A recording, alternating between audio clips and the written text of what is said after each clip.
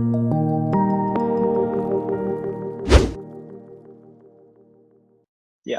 selamat datang di Innowing Podcast, di mana kita akan membahas dan mengetahui segala sesuatu yang ada di dalam kehidupan. Jadi, sekarang kita sudah bersama dengan Mas Muhammad Rizky dari Wakil Racana UIN Wali Songo Semarang. Hari ini gimana kabarnya, Mas? Baik, Mas. Mas Iko gimana kabarnya? Alhamdulillah baik juga. Jadi, hari ini kan kita mau bahas tentang militer kan. Pas banget nih.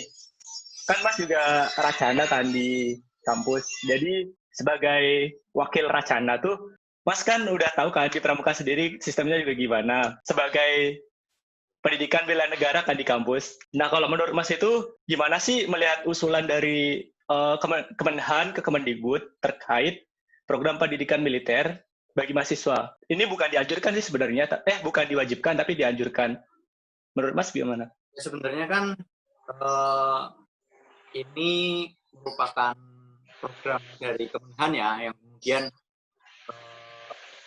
Kemenhan menggandeng Kemendikbud seperti itu, agar mahasiswa juga dilibatkan.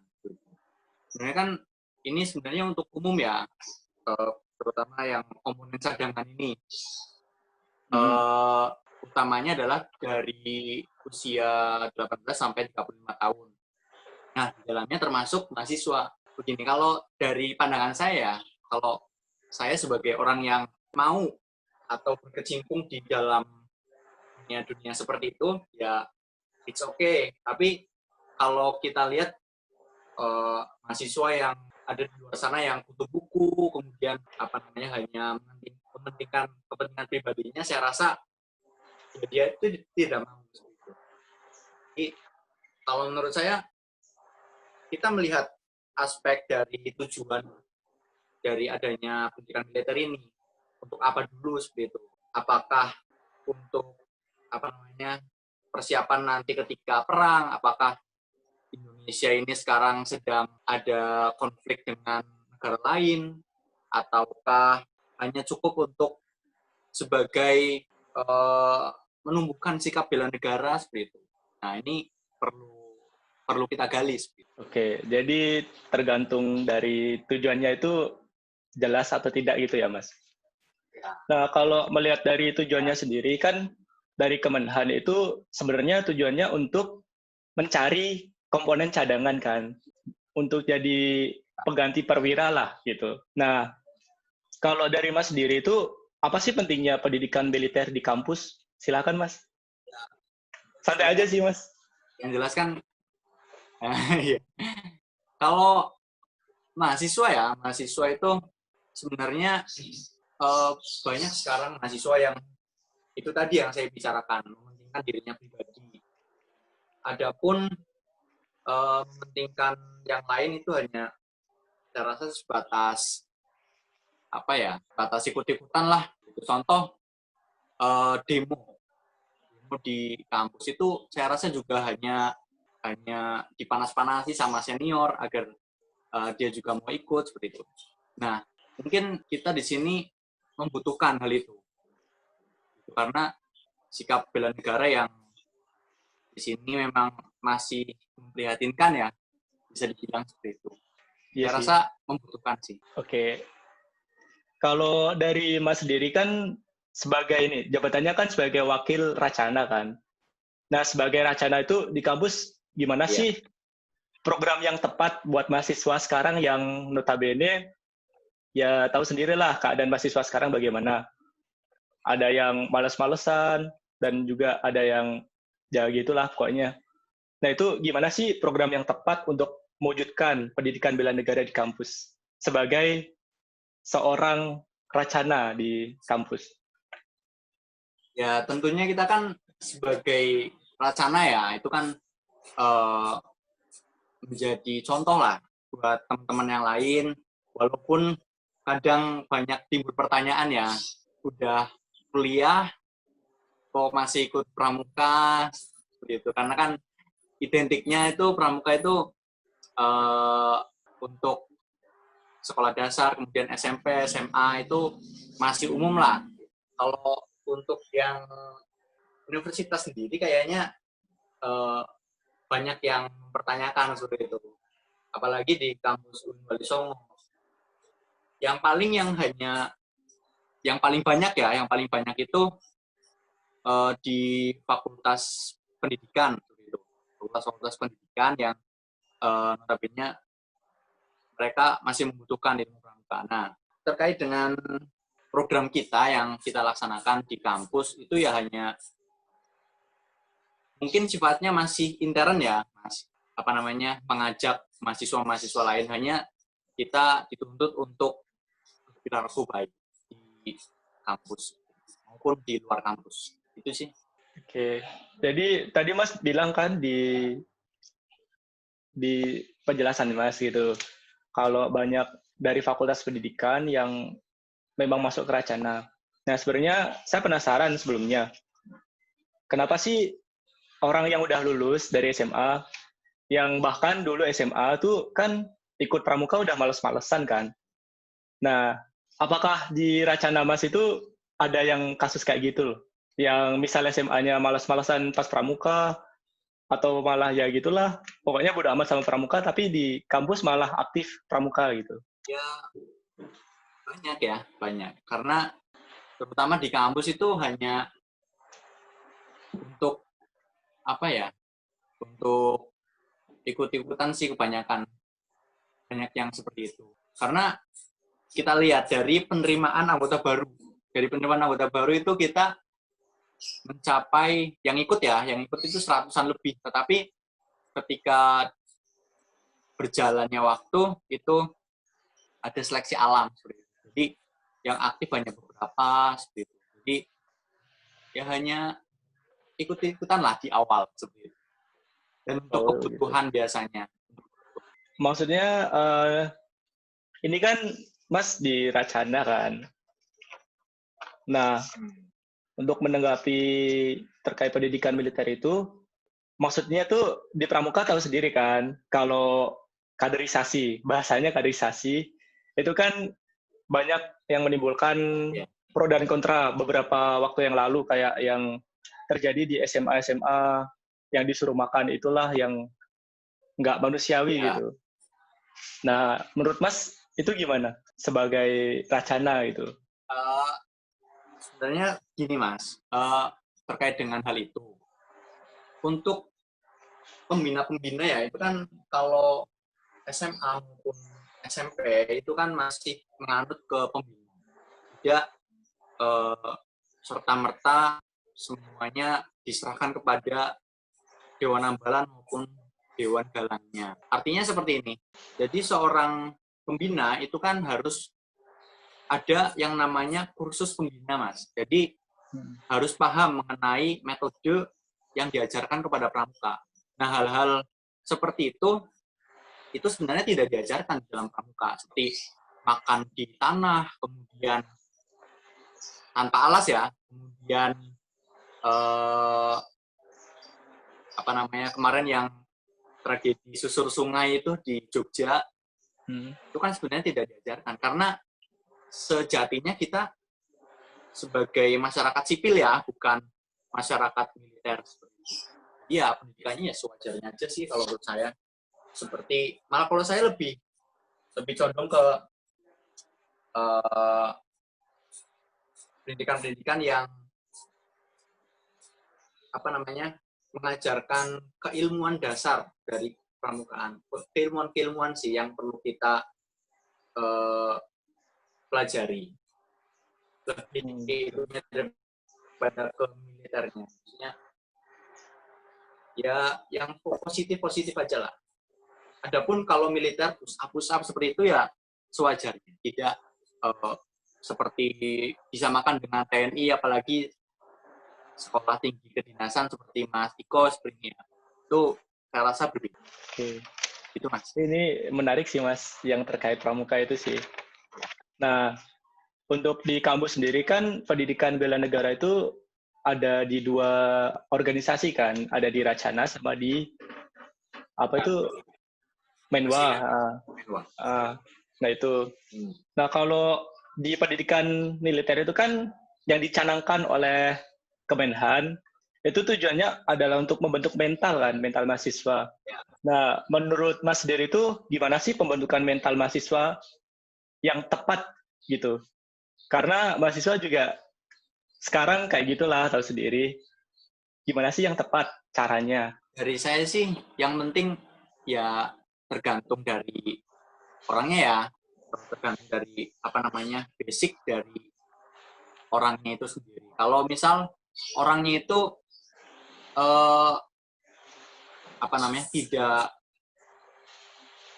tidak basicnya tidak di kemiliteran, maka saya rasa tidak akan cocok gitu loh, untuk ditingkatkan sikap bela negaranya ataupun mental bela negaranya melalui hal seperti itu.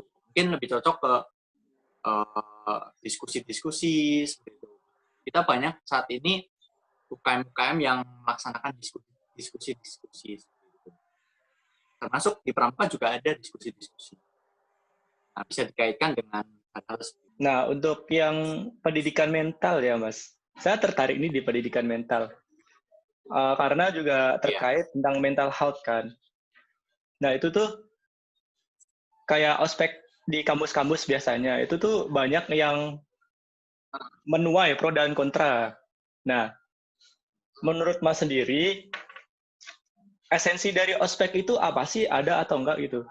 Yang menggunakan semi militer gitu. sebenarnya yang kita lihat di sinetron-sinetron ataupun televisi itu sebenarnya ospek itu tidak sekejam itu sebenarnya.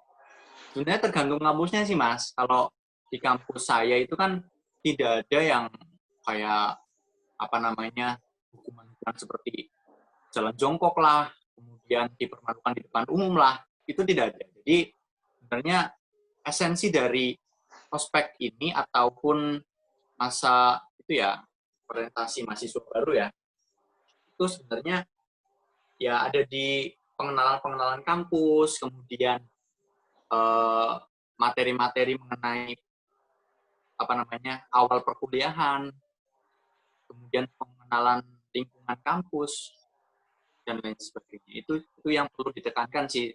Kalau misal pun ada yang seperti hukuman-hukuman, itu pun saya rasa hanya dari seniornya ya yang kurang kurang didik seperti itu. Karena saya yakin 100% dari kampus tidak menganjurkan untuk seperti itu gitu loh. Itu oknum lah menurut saya.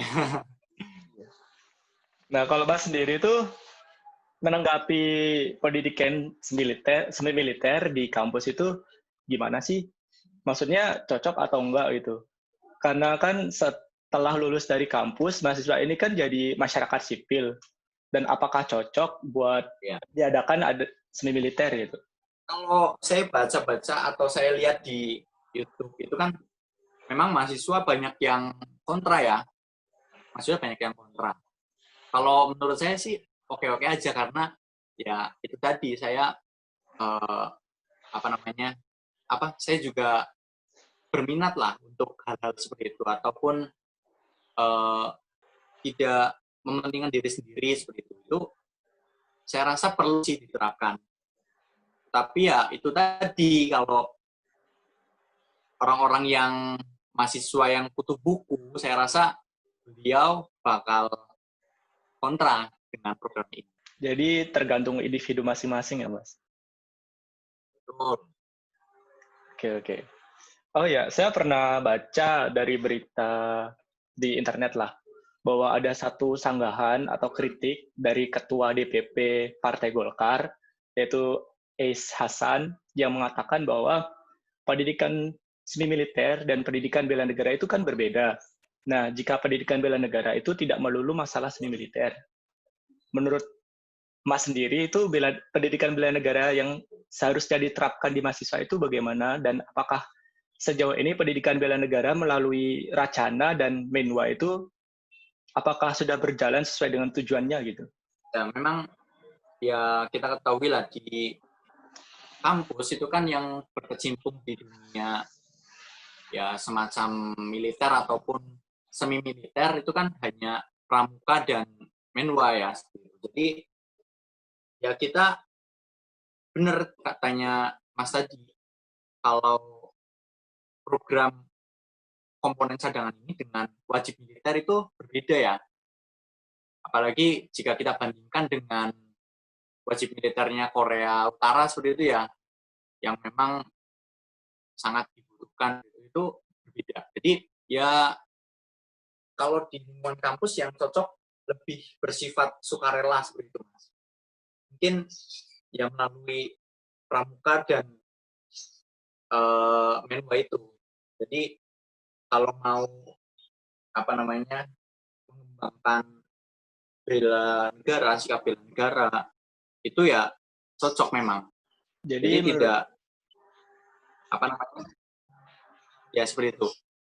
Kurang lebih seperti itulah. Oke, jadi yang perlu Mas diketahui itu sih. Oke. Jadi Ya, cocok ya Mas, sudah sesuai ya. Sudah berjalan cocok sih. Nah, maksud saya tuh di program kerja Mas sendiri tuh Mas sudah ngelakuin apa aja gitu terkait dengan pendidikan bela negara? Ya, kalau di Racana yang sudah saya bilang tadi bahwa kita sebagai mahasiswa yang dicontoh lah oleh mahasiswa lain itu. Kita juga sering sih terjun ke kebencanaan, kemudian upacara-upacara peringatan seperti hari ulang tahun RI kemarin. Seperti itu sih yang kita tekankan. Juga kita setiap tanggal 17 Agustus kita juga sering diamanahi oleh kampus ya untuk menjadi petugas pengibar bendera. Hal-hal seperti itu sih yang sudah pernah saya lakukan kalau terkait dengan bela negara di kampus. Oke, jadi termasuk juga upacara ya Mas di kampus. Nah, untuk peserta upacaranya di kampus itu bagaimana Mas? Apakah semua mahasiswa ikut atau beberapa mahasiswa aja dan beberapa dosen aja atau gimana? Untuk pesertanya itu dari semua dosen dan ada beberapa perwakilan dari mahasiswa. Oh gitu. Jadi cuman perwakilan mahasiswa aja ya Mas? Iya, semuanya. Nah, untuk yang pendidikan militer ini tuh sebenarnya menuai pro dan kontra sih ya Mas.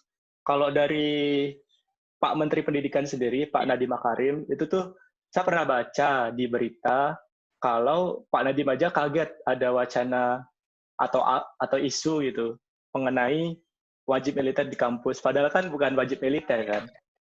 Itu tuh sifatnya kan pilihan sebagai kampus merdeka bahwa mahasiswa itu bebas untuk memilih gitu. Nah, menanggapi hal itu gimana menurut Mas? Jadi terkait tadi berita yang isu wajib militer padahal kan enggak. Jadi di sini tuh peran media kan sangat penting kan buat menggiring opini masyarakat gitu kan. Seperti ini yang saya sesalkan dari pemerintah adalah setiap mengeluarkan sebuah isu gitu ya Mas, itu udah matang, masih mentah. Artinya menuai pertanyaan-pertanyaan gitu loh. Jadi yang saya rasa yang perlu dilakukan adalah sosialisasi kepada kampus-kampus tentang pendidikan ini, komponen cadangan ini ya. Dan ya untuk mengetahui lah bahwa pendidikan yang ini bukan maksud saya berbeda dengan wajib militer seperti itu, agar masyarakat juga tidak salah tangkap seperti itu ya, karena kan yang ditangkap oleh mahasiswa maupun masyarakat itu ini adalah wajib militer, jadi sudah pada takut duluan itu loh. Jadi yang saya sesalkan itu, jadi selama ini yang keluar dari pemerintah itu masih isu-isu yang mentah sih katanya, tetapi kemarin saya lihat terbaru itu sudah itu ya Mas ya, sudah program-programnya sudah dibuat ya sama pimpinan TNI seperti itu ya, seperti rekrutmennya, kemudian kurikulumnya itu sudah dibuat. Berarti persiapannya sudah matang.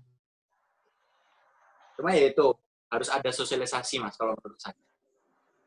Agar tidak salah tangkap. Yang saya sendiri sedikit cerita ya Mas. Dulu saat SMA tuh saya juga pernah ikut pramuka jadi Dewan Ambalan kan. Nah, di Dewan Ambalan itu menurut saya tuh sangat penting gitu di kehidupan saya, terutama kehidupan untuk bersosialisasi kan. Nah, terus juga di pramuka kita juga ketemu banyak orang, jadi kita bisa ngobrol dari berbagai sudut pandang gitu.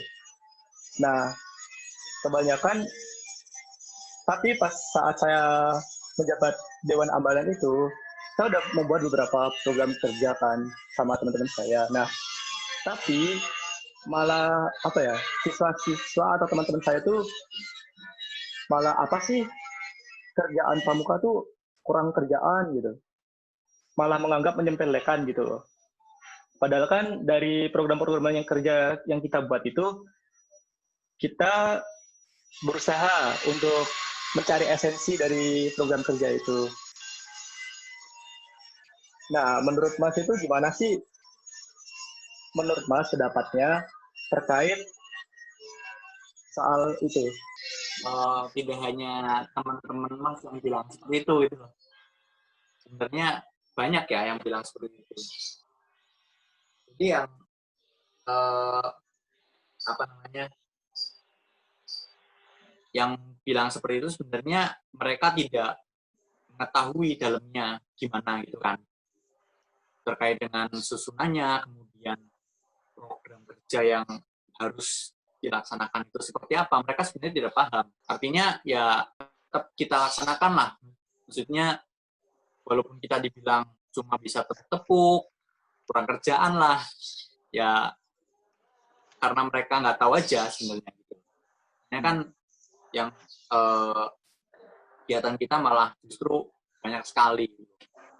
Pada sebenarnya yang kalau kita terjun ke dunia pramuka lebih dalam. Oke. Ya yang bilang seperti itu mungkin ya terjun sangat dalam. Itu sih. Gimana Mas? Saya tertarik dengan program kerja Mas yang tentang kebencanaan itu. Itu gimana sih Mas? Bisa tolong ceritain ke kita gitu. Oke, jadi di Wali Songo, Win Wali Songo Semarang itu ada, kita punya pasukan khusus ya, atau badan semi otonom dari Racana. Jadi Racana di atas itu, di bawahnya itu ada pasukan khusus yang kita namai Brigade Raja Wali atau Birawa.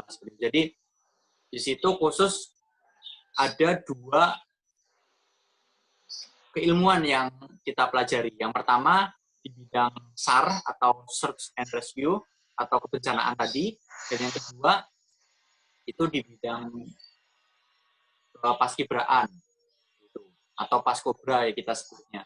Paskobra itu pasukan kolonel dan pengibaran. Jadi ya memang kita lebih fokusnya ke SAR-nya, ke kebencanaan. Kita juga setiap tahun selalu bekerja sama dengan instansi-instansi yang berkaitan dengan kebencanaan seperti misal Basarnas, kemudian BPBD, kemudian SAR daerah, kemudian dinas sosial, itu. Kita sering mengadakan diklat latihan untuk pramuka seluruh Indonesia. Waktu itu kita sudah beberapa kali mengadakan itu. Untuk tujuannya untuk menumbuhkan sikap peduli terhadap sesama, sesuai dengan dasar Dharma nomor 2, yaitu cinta alam dan kasih sayang sesama manusia.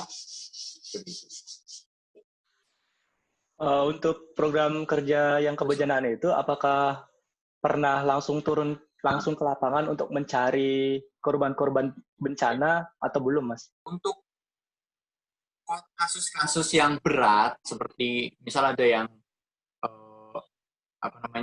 mencari korban hilang, seperti itu kita belum pernah, Mas. Karena yang kita pelajari pun masih mendasar ya, belum. Karena kita, ya itu tadi, mahasiswa yang dari unsur sipil gitu ya. Jadi kita hanya bantu-bantu, seperti misal ada bencana longsor, kita bantu, apa namanya, di bagian konsumsi, kemudian dapur umum, kemudian ya sedikit-sedikit membantu, ya kayak macul-macul gitulah kalau ada apa namanya rumah yang terkena longsor. Hanya seperti itu sih. Longsor, banjir, kemudian ya kayak gempa bumi kita pernah.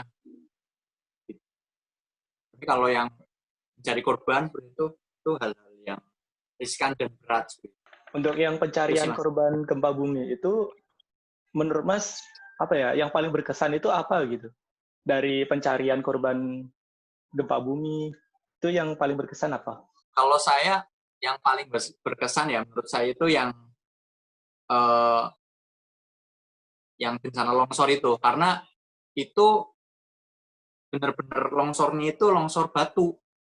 Jadi rumahnya itu benar-benar hancur, hampir setengahnya itu karena itu batu itu. Jadi kita, untung waktu itu tidak ada korban yang tidak menimbulkan korban jiwa lah. Artinya hanya rumah saja yang terkena longsor. Jadi kita bantu-bantu ngangkatin batu, kemudian membersihkan rumah tersebut. Jadi seperti itu. Bekerjasama dengan instansi-instansi terkait. Oke, menarik sih. Biasanya, apa kebiasaannya? Apa ya? Saat kejadian itu gempa di mana, Mas? Pernah yang gempa itu di mana gitu? Apakah di Jogja atau di daerah lain? Kalau ya yang gempa maupun longsor itu di Semarang, karena kita berani ya untuk keluar dari Semarang, karena di sana sudah ada satuan lain yang menangani itu. Kita pun menangani yang hanya di sekitaran kita saja. Contoh waktu itu malah ada kebakaran hebat di sekitar kampus seperti itu. Di belakang kampus itu ada sejenis hutan-hutan itulah, itu kebakaran hebat itu. Terus kita terjun bersama damkar. Itu luar biasa sih ya. Baru di sekitar kampus lah, belum keluar daerah. Oh gitu, oke. Sekarang kembali lagi ke pendidikan militer ya, Mas. Menurut Mas itu, sekarang kan kita udah banyak tahu kalau isu radikalisme itu sudah masuk ke kampus kan. Nah, maka dari itu, apakah pendidikan militer yang dicanangkan oleh Menteri Pendidikan dan Kebudayaan dan Kementerian Pertahanan itu, apakah bisa menangkal radikalisme di kampus gitu? Kalau terkait radikalisme itu, kita lihat dulu ya halnya apa. Ya, kalau yang dicanangkan oleh pemerintah ini terkait dengan hal itu ya, saya rasa ini merupakan solusi yang tepat gitu ya. Ini solusi yang tepat. Karena ya, satu, untuk menumbuhkan rasa cinta tanah air, kemudian menghargai jasa-jasa pahlawan kita lah yang udah susah payah membangun. Jadi kemarin kan ada itu ya, ribut-ribut mengenai penggantian Pancasila, kemudian bentuk negara menjadi negara khilafah, itu yang menurut saya melenceng dan perlu kita luruskan dengan adanya pendidikan bela negara ini. Itu Nah, kalau dari yang diberitakan kan pendidikan militer ini tuh dianjurkan, tapi tidak diwajibkan. Dan ini juga salah satu pilihan bagi mahasiswa apakah dia mau atau tidak. Misal dia mau ya silakan mendaftar, kalau tidak ya ya udah gitu. Terkait dari hal yang dijelaskan Mas tadi sebelumnya, yang radikalisme itu katanya kan bisa untuk menangkal kan. Sedangkan pendidikan militer ini kan sebagai pilihan. Jadi bisa aja ada orang yang memang berideologinya itu sedikit melenceng atau ke hal radikal gitu loh. Tapi dia malah apa sih program kayak gini nggak penting amat gitu loh. Maksudnya menyepelekan lah. Jadi kan tujuan dari pendidikan bela negaranya itu malah tidak tercapai gitu. Karena adanya pilihan gitu. Nah, untuk menangkal radikalisme, kalau misal orangnya itu nggak mau buat daftar itu gimana, Mas? Apakah bisa gitu? Ya, kemarin kan saya juga baca-baca ya, ternyata program ini karena dari Kemenhan juga menggait dari bekerjasama dengan Kemendikbud. Kemarin saya juga lihat kalau ini ternyata dimasukkan juga Mas ke dalam SKS perkuliahan seperti itu. Rencananya kan seperti itu. Jadi dengan kata lain secara langsung ataupun tidak langsung ini merupakan ya hal yang wajib seperti itu sih Mas. Karena dimasukkan ke dalam SKS seperti itu. Nah, ini yang kemudian menarik nih. Nah, kan Kalau nantinya dimasukkan ke dalam SKS ataupun nanti dengan kata lain diwajibkan itu ya saya rasa hal-hal radikal seperti itu ya bakal hilang seperti itu. Itu sih Mas. Tapi untuk saat ini kan pendidikan militer itu masih dianjurkan kan, belum masuk ke SKS wajib. Jadi ada kemungkinan kalau SKS tersebut jarang peminatnya gitu. Nah, untuk hal itu gimana sih cara menggait semangat mahasiswa untuk bela negara gitu? Ya, sekali lagi yang perlu saya tekankan ya itu tadi adanya kejelasan dari pihak pemerintah untuk terjun ke kampus ataupun ke mahasiswa-mahasiswa bahwa ini merupakan program yang dengan tujuan demikian, kemudian berbeda dengan wajib militer. Jadi harapannya itu yang membuat mahasiswa itu percaya sebetulnya karena tidak bisa kalau kita sebagai mahasiswa kemudian ngajak mahasiswa yang lain itu saya rasa hanya sedikit yang mau ikut. Itu unsur pramuka, kemudian menwa, hanya seperti itu. Jadi tidak menyeluruh. Jadi saya rasa harus ada peran dari pemerintah maupun dari pihak birokrasi kampus untuk ikut serta dalam sosialisasikan terkait dengan hal ini. Ya, kembali lagi ke Racana, Mas.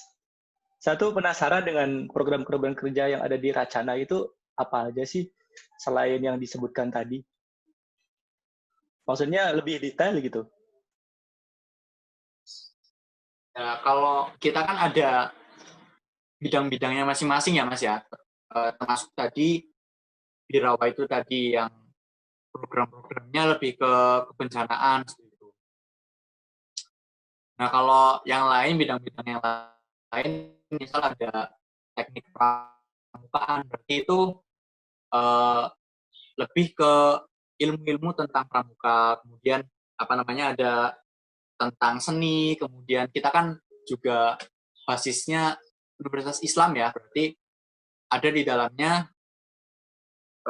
bidang sosial dan keagamaan, itu yang setiap bulannya ada program doa bersama, kemudian seperti itu.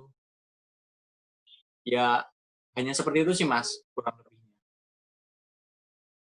Kalau yang terkait bela negara ya yang tadi sudah saya sebutkan.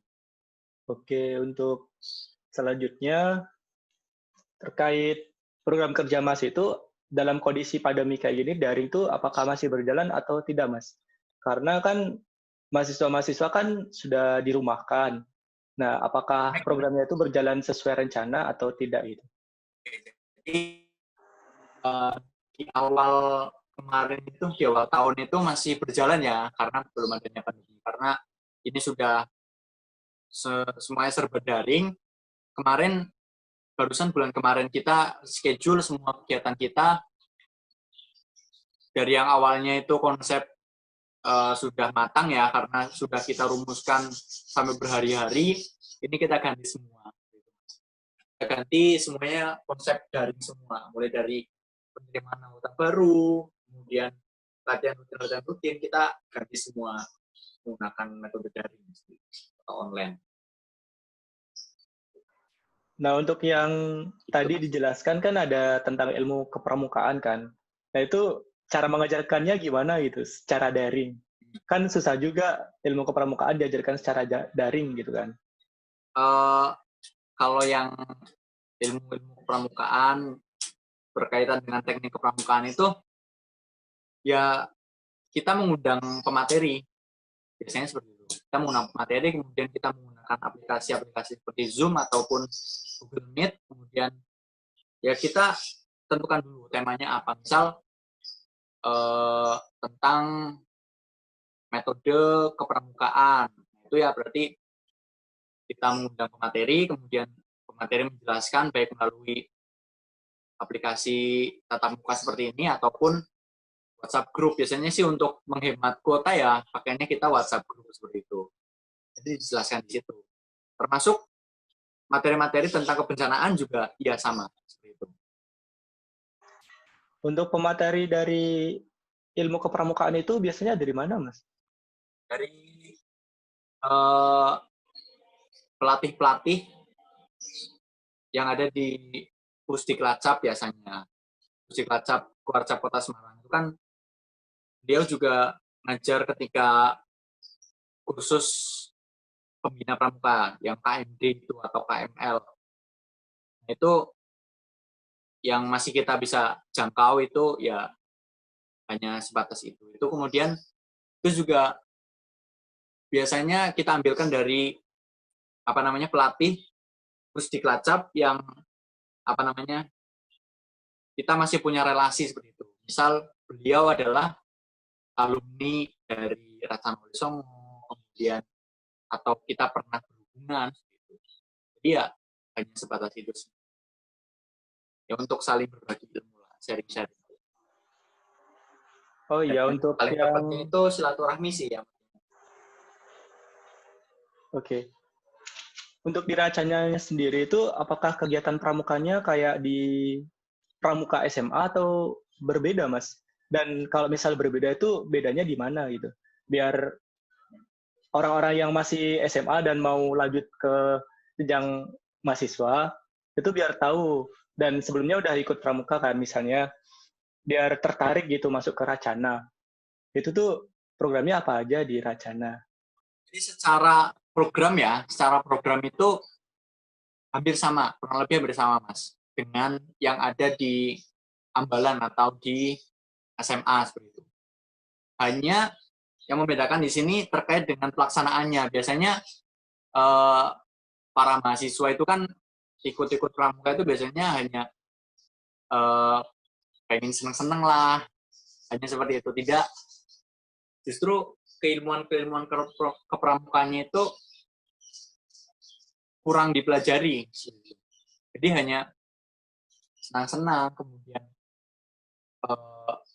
lebih ke kita juga kadang dulu sering mengajar-ngajar itu loh Mas di SD ataupun SMP seperti itu yang masih kita bisa jangkau.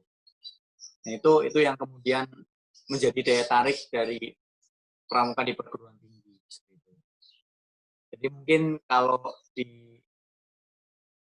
ya memang berbeda, kalau sesuai pelaksanaannya ya berbeda jauh seperti itu. Pelaksanaan dari program itu. Kadang ada yang hanya ikut di senang-senangnya saja, tidak ikut di latihan rutin keilmuan kepramukaannya. Itu ada orang-orang seperti itu, malah banyak. Itu sih Mas. Nah, sebagai wakil Racana sendiri kan menghadapi orang-orang seperti itu gimana, Mas? Soalnya kan juga mungkin banyak dan mungkin tidak gitu loh. Ya, Nah, untuk menghadapi orang-orang seperti itu, apakah diberi hukuman atau bagaimana gitu? mengingat di Pramuka sendiri kan juga agak semi militer lah gitu. Kalau dari saya sih, karena saya adalah wakil ketua Dewan Racana, jadi tugas saya itu bukan terkait dengan hukum-hukum ya. Itu sudah ada tugasnya lagi, yaitu di pemangku adat. Jadi kalau saya tugasnya hanya mengajak, kemudian mengayomi anggota, seperti itu. Mengajak untuk ikut misal latihan rutin, seperti itu. Ya, kita tidak bisa memaksakan, karena di sisi lain mungkin mereka mempunyai kesibukan sendiri, kuliah. Karena kan tugas kita di sini kuliah ya, bukan untuk organisasi, seperti itu. Jadi, saya juga sepakat apabila, saya kurang sepakat apabila seluruh kehidupan kita di kuliah itu untuk organisasi. Saya kurang sepakat karena tujuan kita di sini adalah menuntut ilmu. Gitu. Organisasi hanya sebagai penunjang saja. Jadi kita juga tidak bisa memaksa. Walaupun nantinya ada hukuman-hukuman, itu pun sesuai dengan peraturan yang dibuat bersama. Gitu. Terkait yang tadi tentang bagian-bagian di Racana itu apa aja ya Mas? Selain yang udah disebutkan Mas tadi. Dari atas itu ada pembina, kemudian di bawahnya langsung ke Ketua Dewan Racana, kemudian di bawahnya lagi ada Wakil Ketua Dewan Racana, kemudian kalau kita menyebutnya ada Dewan Harian ya. Dewan Harian itu terdiri dari ketua, kemudian wakil, bendahara, sekretaris, wakil sekretaris, dan pemangku adat. Itu yang lebih senior, kita anggap lebih senior. Jadi itu yang sudah menginjak semester 6 ataupun 7. Kemudian untuk bidang-bidangnya itu yang menginjak semester 3 atau semester 4. Contohnya tadi teknik kepramukaan, kemudian sosial keagamaan, olahraga dan seni, kemudian birawa itu tadi, yang pasukan khususnya, kemudian ada bidang usaha yang menghasilkan penghasilan untuk Racana. Lebihnya seperti itu. Jadi, ya memang kita dituntut untuk serba bisa. Oke. Jadi dituntut serba bisa ya, Mas. Nah, kalau kembali lagi ke program militer, pendidikan militer dan semi militer tadi, kan banyak masyarakat yang beranggapan kalau semi militer itu kan identik dengan kekerasan tanda kutip gitu. Nah, apakah hal itu benar atau tidak itu di Racana maupun di Menwa? Gitu. Kalau pendidikan semi militer mungkin hal-hal dalam tanda kutip kekerasan itu hal yang biasa ya Mas, kalau menurut saya. Apalagi dalam pembentukan mental gitu. Tetapi akan berbeda ketika kemudian kita masuk menjadi anggota pramuka ataupun menwa. Itu saya rasa sedikit berbeda karena kulturnya itu berbeda. Gitu. Mungkin memang ya sedikit dibenarkan ya hal seperti itu, tapi itu bukan prinsip utama bagi kami seperti itu. Oke, jadi untuk di seni militer itu kekerasan dalam tanda kutip kekerasan itu hal yang wajar ya Mas untuk membentukkan mental. Nah, kalau bagi mahasiswa biasa kan ada tipe mahasiswa yang tidak suka dibentak lah atau apalah karena emang sifatnya kayak gitu loh. Nah, kalau misal pendidikan militer ini dicanangkan, misal diwajibkan oleh pemerintah gitu, itu apakah sesuai atau tidak mengingat tipe-tipe mahasiswa kan banyak gitu. Kalau sesuai atau tidak sesuai, nanti kita lihat aja di kurikulumnya seperti itu, Mas. Kurikulumnya mau seperti apa. Kalaupun nanti ada kekerasan, yaitu merupakan sudah merupakan kewajiban yang harus kita jalani. Karena kita kalau nantinya diwajibkan, ya it's okay dengan seperti itu. Saya rasa ini menjadi kehidupan yang baru terutama untuk mahasiswa ya. Karena di pramuka sendiri, saya kurang tahu kalau di Menko seperti apa. Kalau di pramuka sendiri, kita main tangan itu tidak diperbolehkan kalau di kami. Hanya ya sebatas fisik lah. Contoh push up, kemudian lari lapangan seperti itu. Lari keliling lapangan itu hal wajar kalau di pramuka. Nah, oke. Jadi menurut Mas itu pendidikan militer bagus gak sih gitu? Apakah bagus bagi semua mahasiswa atau ya nggak cocok dengan tipe-tipe mahasiswa tertentu gitu? Menurut Mas gimana? Mahasiswa tertentu. Bagus bagi mahasiswa tertentu seperti ya yang berkecimpung di dunia pramukaan dan dua itu. Kalau yang lainnya ya mungkin itu perspektif lain. Mungkin nanti bisa selainnya ada pembahasan seperti ini dilihat dari sudut pandang mereka mahasiswa yang basicnya bukan dari militer atau khusus militer. Iya. Memang kita itu akan lebih menjauh. Ya, kita emang udah ada program itu Mas di part 2. Nanti akan ada narasumber dari ITB, Menko Sospol ITB, ya dari sudut pandang mahasiswa yang tidak militer lah gitu. Jadi mungkin ini aja sih Mas. Oh ya, satu lagi untuk terkait pembentukan mental tadi kan, bagus bagi mahasiswa-mahasiswa tertentu kan. Nah, untuk mahasiswa-mahasiswa lain itu caranya untuk membentuk mental itu gimana sih? Soalnya ya tipe-tipe manusia kan beda-beda gitu. Ada yang nggak suka dibentak kayak tadi saya udah jelaskan. Nah, itu gimana? Pembentukan mental ya Mas ya? Nah ini yang agak sulit ya. Karena untuk mahasiswa-mahasiswa lain itu ya berbeda basic, berbeda kultur, yang takutnya nanti malah seperti di pramuka saja lah. Di pramuka saja kadang ada yang dibentak, bukan di universitas ya, di SMA ataupun di SMP, ada yang dibentak ataupun dikerasin sedikit, itu langsung bilang ke orang tua ataupun bahkan dilaporkan ke polisi, ya hal seperti itu. Apalagi mereka yang bukan dari pramuka, seperti itu.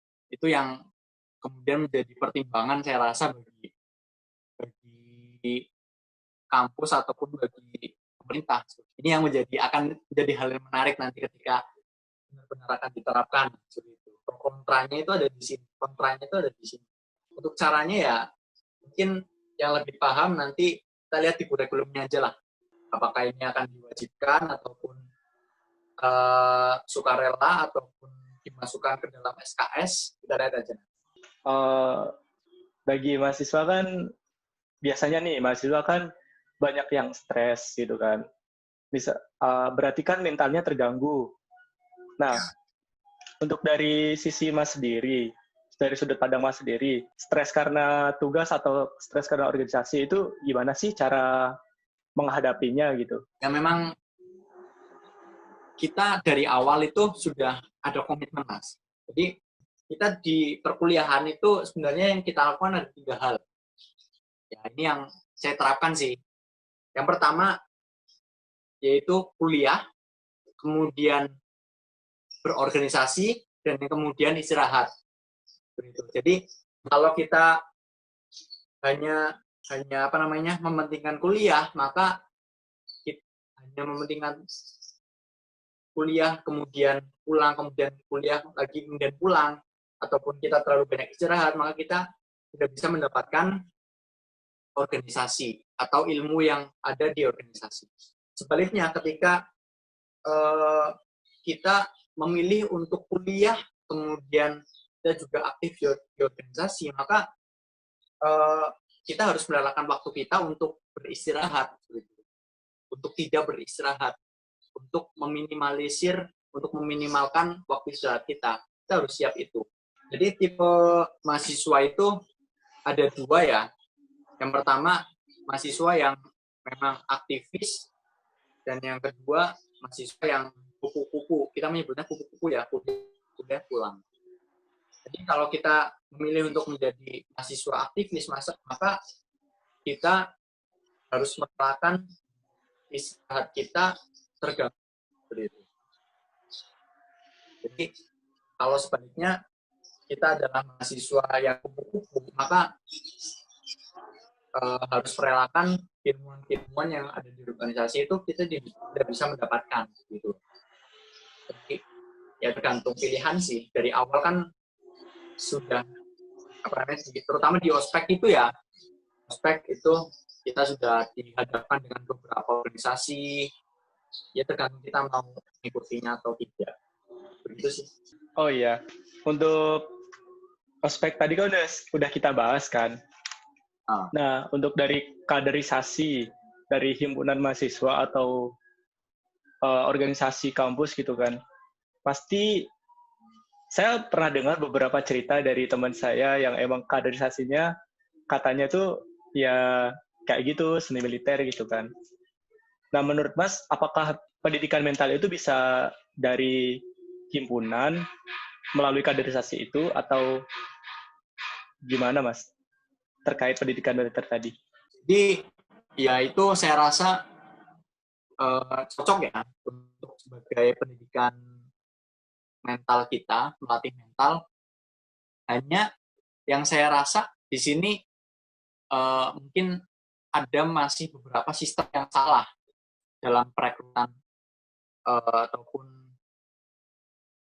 yang Mas katakan tadi, perekrutan dengan sistem militer itu tadi. Jadi buktinya apa? Buktinya yaitu tadi ketika masa penerimaan anggota baru itu banyak, kemudian ketika di dalamnya terdapat unsur-unsur yang seperti militer itu tadi, saya rasa mereka akan berpikir ulang, pikir 2 kali untuk melanjutkan, karena mereka berpikiran di awalnya udah kayak gini, apalagi nanti ketika sudah masuk seperti itu. Yang kemudian selang berjalannya waktu itu berkurang. Itu sih. Kecuali kalau mewah ya, resimen mahasiswa itu sifatnya mengikat, Mas. Sifatnya mengikat. Oke. Untuk yang tadi dijelaskan bahwa mahasiswa itu kan mau masuk suatu himpunan atau organisasi, kalau misal ada militerisasi atau seni militer itu kan pasti mikir 2 kali kan. Nah, untuk dari organisasinya sendiri biar menarik minat mahasiswanya itu gimana ya, Mas? Kan mahasiswa itu udah berpikiran takut sendiri gitu loh. Padahal kan sebenarnya itu tuh di awal buat membentuk mental dia gitu. Kalau udah masuk organisasinya kan juga udah berkurang gitu porsinya. Nah, itu gimana sih cara menarik minatnya? Untuk menarik minat, kita jelas ada yang namanya promosi terkait dengan UKM. Nah, itu ya belum kita tonjolkan lah unsur dari kemiliterannya. Nah, berbeda ketika sudah masuk ke latihannya, itu akan berbeda pendidikannya. Jadi yang kita butuhkan ya nanti bakalan lihat seperti itu setelah mereka masuk, mana anggota yang loyal dan mana anggota yang hanya ikut-ikutan saja. Itu bakal terlihat sekali setelah mereka masuk. Jadi ya memang kita tidak membutuhkan kuantitas sih, yang penting kualitasnya. Mereka mau untuk berproses bersama begitu. Tidak hanya yang ikut-ikutan saja. Itu sih. Jadi caranya itu nanti dikonsultasikan lagi dengan UKM ya, Mas? Untuk menggait atau menarik minat dari mahasiswanya. Oke, untuk dari tadi dikatakan kalau ada kuantitas ya. Kuantitas itu dari kamu sendiri, apakah ada target dari anggota sebuah organisasi itu berapa atau tidak ada gitu? Kampusnya tidak ada ya, Mas. Cuma kita dari intern saja. Biasanya kita dari intern pengurus ya, terutama pengurus itu menargetkan misal di tahun ini kita butuh anggota berapa. Kemudian ya harus terrealisasi. Karena kalau tidak terrealisasi berarti kemungkinan besar sumber daya manusia kita bakalan kekurangan seperti itu. Apalagi ini nih yang sedang kita pikirkan bersama karena ini konsep baru ya yang menggunakan daring itu kita agak kesusahan mungkin nanti diperekrutan gitu. Karena kalau biasanya itu kan kita apa namanya narik-narik mahasiswa seperti itu. Ayo ikut pramuka di apa namanya di ospek itu. Pulang kemudian kita narik-narik. Gitu. Nah ini kan berbeda. Ini yang menjadi PR bagi kita. Untuk target tetap kita target. Biasanya targetnya berapa Mas dari Racana sendiri? Kalau dari kami 150 sampai 200 anggota. Dan itu kebanyakan anggota aktif atau gimana Mas? Ya, itu kan apa namanya di awalnya itu kita targetkan segitu, 150 sampai 200. Walaupun tahun nantinya bakal berkurang. Jadi kita harus apa namanya menggait anggota sebanyak-banyaknya agar menyusutnya itu tidak terlalu jauh. Misal di angkatan saya saja ada 100 atau 150 yang ikut di awal gitu. Dan yang aktif hanya beberapa, paling tidak sampai 50. Dan peminatnya masih daripada yang lain. Gitu. Apalagi menwa sangat sedikit peminatnya. Menwa, kemudian pencaksilat, karate, dan sebagainya itu sedikit. Oke. Dari kuantitasnya sendiri sudah kita bicarakan. Nah, selanjutnya mengenai program militer ini, kenapa sih pemerintah nggak mencari suatu cara gitu buat menggait atau menarik mahasiswa untuk bela negara kan? Bisa saja kan dari program Menwa atau program Racana itu kan pemerintah bisa untuk memasukkan program-program dua organisasi itu ke SKS kan. Nah, kenapa malah pemerintah membuat sebuah program baru lagi yang memang harus perintis kurikulum dari awal lagi gitu. Kenapa nggak diambil dari Racana atau Menwa aja gitu, biar masuk ke SKS? Kenapa malah membuat program baru gitu? Kan malah nggak efisien, menurut saya sih. Pertanyaan besar saya, tanya besar, karena mungkin pemerintah ya, apa namanya, kan mereka ingin mencontoh seperti di, kalau tidak salah di Amerika Serikat itu ya, Amerika itu unsur komponen cadangan ataupun yang berkecimpung di militeran itu 80% adalah dari mahasiswa. Selebihnya 20% hanya komponen utamanya, yaitu ya sejenis TNI seperti itu. Yang kan itu kita untuk meningkatkan rasa negara kita, mahasiswa yang notabene-nya masih kurang sejarahnya seperti itu. Oke. Mungkin rasa kurang ya kalau hanya melibatkan dari unsur pramuka maupun apa namanya Menwa seperti itu.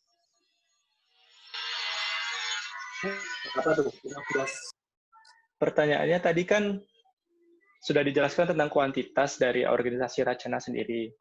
Nah, kalau dari kita lihat, program militer itu kan sebuah program baru dari Kemenhan yang diusulkan ke Kemendikbud kan.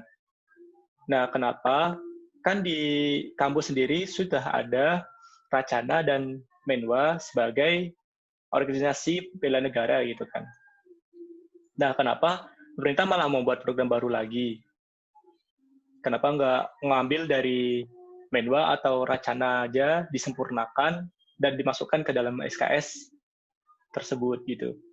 Ini yang pertama, alasan yang pertama yaitu kalau kita hanya melibatkan dari pramuka, pemerintah maksud saya pemerintah melibatkan hanya dari unsur pramuka maupun mewah, itu saya rasa kurang ya, karena kurang dalam artian kualitas dan kuantitas seperti itu. Karena targetnya sendiri adalah sekitar 15.000 atau berapa kalau nggak salah itu, nah itu dengan persyaratan-persyaratan yang hampir seperti persyaratan masuk TNI seperti itu. Nah, itu saya rasa akan sangat kurang. Jadi di sisi lain juga pemerintah ingin menumbuhkan rasa cinta tanah air atau bela negara di semua aspek pekerjaan, termasuk mahasiswa. Jadi semuanya harus terlibat. Bahkan dari kata Pak Prabowo itu dari unsur petani, kemudian nelayan juga mau ikut disertakan, mau diikut sertakan gitu. Ya kalau hanya dari pramuka dan menwa itu kan sudah tidak dipertanyakan lagi ya terkait dengan sikap bela negaranya. Nah, mungkin ingin meningkatkan sikap bela negara ini secara menyeluruh seperti itu. Mungkin dari pemerintah maksudnya. Oh, oke. Jadi setelah kita membahas itu, saya juga kepikiran, pernah juga membaca dan mendengar pendapat dari temen gitu. Kenapa sih pemerintah nggak kembangin alutsista aja? Kenapa ngurusin ke komponen cadangannya? Padahal kan komponen utama aja udah banyak kan. Udah banyak lulusan SMA yang mendaftar ke Akpol, ke Akmil. Kan udah banyak, malah mereka tuh menjaring tuh lebih ketat gitu. Kenapa nggak ngebangin alutsista aja sih? Apakah Mas setuju atau tidak? Dan alasannya apa? Ya, mungkin saya juga pernah baca respon terkait dengan ini dari salah satu masyarakat bahwa ini hanya akan membuang-buang anggaran seperti itu, karena kita juga yang nantinya sebagai komponen cadangan itu kan juga diberikan insentif seperti itu ya. Nah, kenapa tidak untuk membeli alutsista dan senjata-senjata yang lebih canggih seperti itu? Mungkin itu juga menjadi pertanyaan besar bagi saya seperti itu. Karena ya kita tahu lah komponen alutsista kita masih sangat kurang ya. Mungkin secara kuantitas dari TNI kita, komponen utama kita mungkin banyak ya. Cuma secara alutsista masih kurang begitu.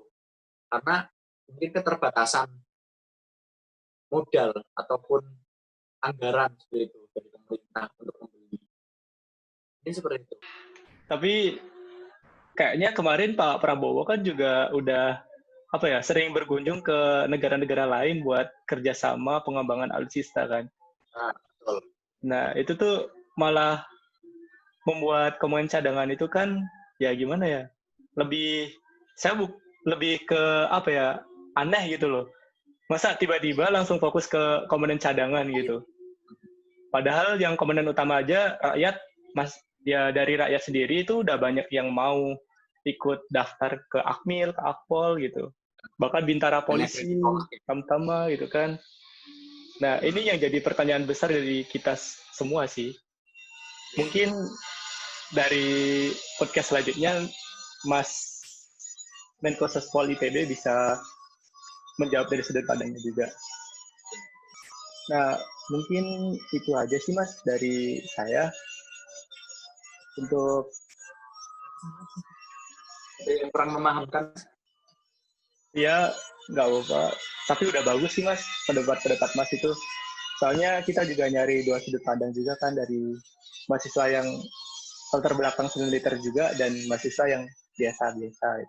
Jadi mungkin itu saja dari pembahasan kita. Selanjutnya mungkin ada yang ingin ditanyakan, bisa ditanyakan di kolom komentar atau saran gitu kan. Terima kasih kalau misal ada kesalahan atau kesalahan kata atau perbuatan. Sama maaf. Terima kasih sudah menonton.